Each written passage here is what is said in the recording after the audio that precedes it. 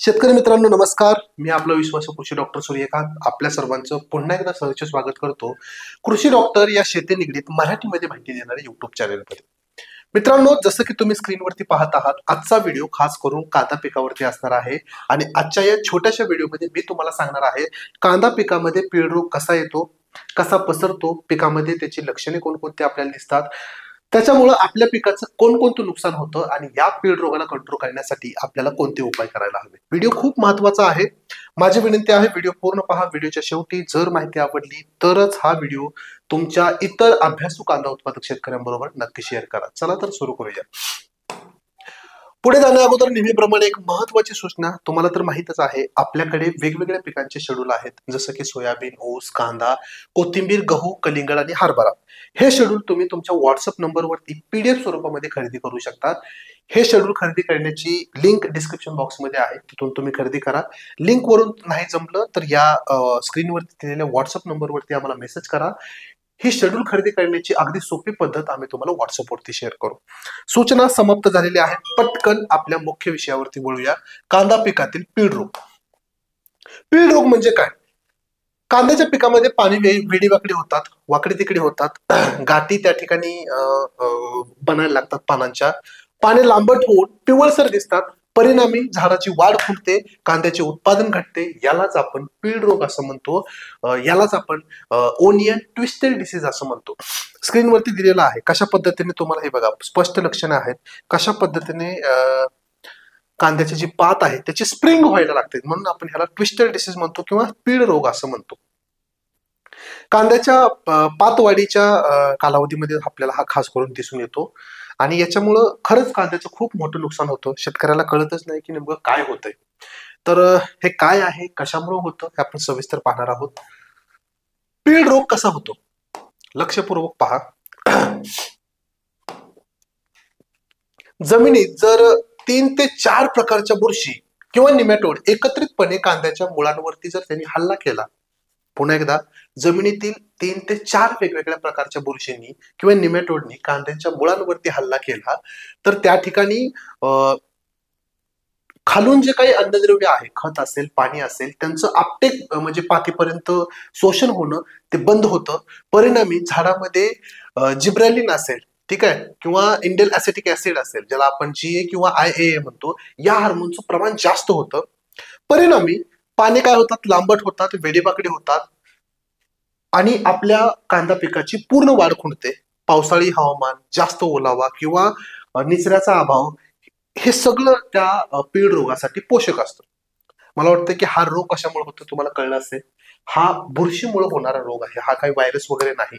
ज्या वेळेस सतत ढगाळ वातावरण असतं, पावसाळी वातावरण असतं, ओलावा हटत नाही, जमिनीमध्ये वापसा येत नाही, त्यावेळेस एकतर मुळी बंद पडते आणि मुळींवरती बुरशीचा अटॅक झाल्यामुळे त्या ठिकाणी आपटेक खालून होत नाही, काहीच आपटेक होत नाही, पाणीही वर जात नाही, त्या ठिकाणी कुठलंच अन्नद्रव्य वर जात नाही. परिणामी त्या ठिकाणी पातीला स्प्रिंग पडायला चालू होते, GA आणि IAA प्रमाण वाढल्यामुळे.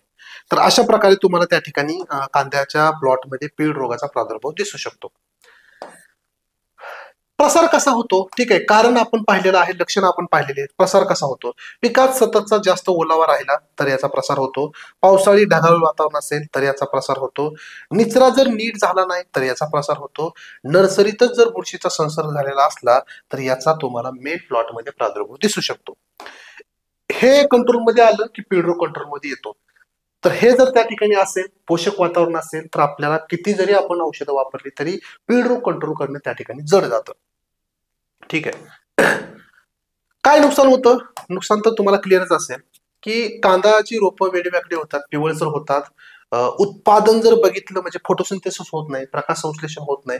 परिणामी उत्पादन 30 ते 50% घटू शकतं जर कांद्यामध्ये आपण पीळ रोग कंट्रोल केला नाही तर. ठीक आहे. आणि सगळ्यात महत्वाचं, आधीच वेडीवाकडी झालेली रोपे सरळ होत नाहीत, परंतु नवीन जी पात येणार आहे ती आपल्याला चांगली आणता येते जर आपण वेळीच उपाययोजना केल्या तर. ओके. करायचंय काय?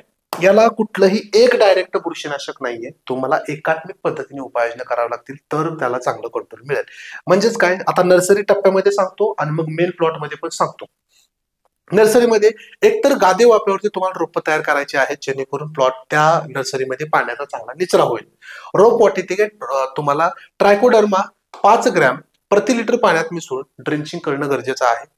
रोपांची पुनर्लागवड करण्या अगोदर तुम्हाला ट्रायकोडर्मा किंवा सोडोमोनस किंवा बॅसिलस 5 ग्रॅम प्रति लिटर पाण्यात बुडवून रोप प्रक्रिया करायची आहे. मगच त्यांची पुनर्लागवड करायची आहे. म्हणजे नर्सरीतनं रोपं काढल्यानंतर त्यांना रोप प्रक्रिया करणं खूप गरजेचं आहे.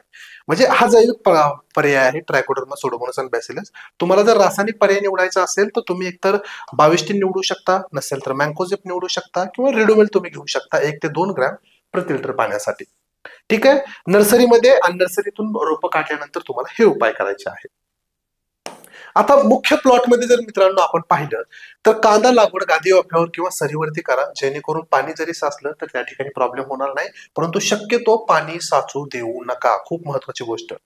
जैविक बुरशीनाशकामध्ये तुम्ही ट्रायकोडर्मा असेल, सोडोमोनस असेल किंवा बॅसिलस असेल 5 ग्रॅम प्रति लिटर पाण्यानुसार मेन प्लॉटमध्ये सुद्धा ह्याची आळवणी म्हणजे फवारणी किंवा ड्रेंचिंग करू शकता. कधी प्रिव्हेन्शन मध्ये रोग येऊ नये म्हणून किंवा रोगाच्या अतिशय सुरुवातीच्या अवस्थेमध्ये तुम्ही ह्या उपाययोजना करू शकता. जैविक खत व्यवस्थापन अतिशय संतुलित ठेवा. नत्र खास करून आपल्याला जास्त देणं टाळायचं आहे. अजिबात नत्राची मात्रा जास्त करायची नाही जर ढगाळ वातावरण असेल तर. निचऱ्याची सोय करा. प्लॉट मधून पाणी काही करा पण पाणी बाहेर काढा. पिकाची नियमित तपासणी करा, म्हणजे ऑब्झर्वेशन करा डेली लेवलवरती की पात वाकडी होते का, थ्रिप्स आहे का, बुरशी आहे का. कारण हे जर तुम्ही वेळेवर तपासणी केली तर तुम्हाला सुरुवातीच्या अवस्थेमध्ये कमी खर्चामध्ये हा रोग कंट्रोल करता येईल. ठीक आहे. आपण तुम्हाला जैविक मध्ये वर ट्रायकोडर्मा, सोडोमोनस, बॅसिलस सांगितलेलं आहे ते हेच आहे. याच्यामध्ये काय अजून हे डबल झाले चुकून. प्रादुर्भाव कमी असताना जैविक बुरशीनाशकाची आळवणी करा. आळवणी आणि फवारणी हे दोन्ही पण करा मित्र म्हणतो. आणि सोबतच आपल्याला खत देखील टाकायचं आहे. Ammonium sulphate 50 kilo, blue copper 1 kilo, humic acid 1 kilo सगळे एकत्र मिसळा. वरून विस्कटून टाका, जेणेकरून ज्या ठिकाणी ड्रीप नाही त्या ठिकाणी हे खूप चांगल्या पद्धतीने काम करेल. जर ड्रीप असेल तर तुम्ही ट्रायकोसोडो किंवा बॅसिलसची आळवणी करू शकता.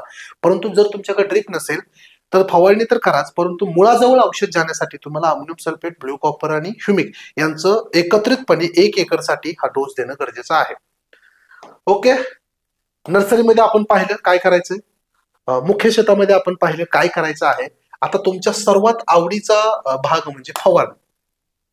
आतापर्यंत जेवढी मी तुम्हाला माहिती सांगितली ती प्रिव्हेन्शन स्वरूपाची आहे. म्हणजे पीळ रोग येऊ नये किंवा अतिशय सुरुवातीच्या अवस्थेमध्ये जर शेजापाजारी तुमच्या प्लॉटमध्ये कुठं दिसतोय तर तुम्ही हा उपाययोजना करू शकता.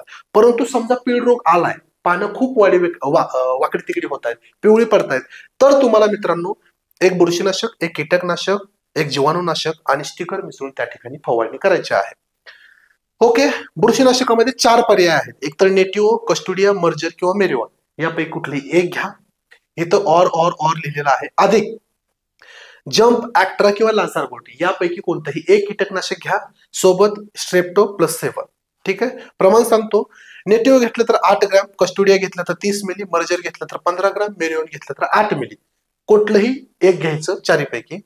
कीटकनाशकामध्ये लान्सरगोट घेतलं तर 30 ग्रॅम, ऍक्ट्रा असेल तर 8 ग्रॅम, जम्प असेल तर 4.5 ग्रॅम. तिन्हीपैकी कुठलंही एक कीटकनाशक. स्ट्रेप्टोसायक्लिन 2 ग्रॅम आणि स्टिकर 8 मिली. सांगितलेलं प्रमाण 15 ते 17 लिटर पाण्याचं आहे, म्हणजे एका पंपाचं आहे.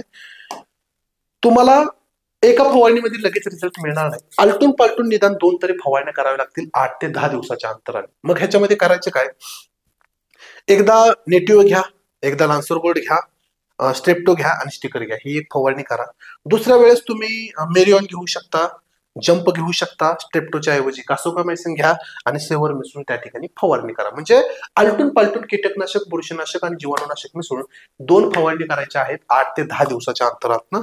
कारण बऱ्याच शेतकऱ्यांना ज्यावेळेस मी एक फवारणी सजेस्ट करतो त्यांना रिझल्ट मिळत नाही. कारण वातावरण खूप पोषक असतं, 80% कंट्रोल होतं, 5-10% राहिलेलं असतं, ते पुन्हा पसरतं. म्हणून 8 ते 10 दिवसाच्या अंतरात 2 फवारण्या करायच्या आहेत. परंतु एक काळ्या दगडावरची रेषा आहे. जोपर्यंत जमिनीमध्ये चांगला वापसा येत नाही, जोपर्यंत ढगाळ वातावरण चांगलं क्लिअर होत नाही, पाऊस थांबत नाही, तोपर्यंत हा रोग कंट्रोल करणं खूप अवघड आहे.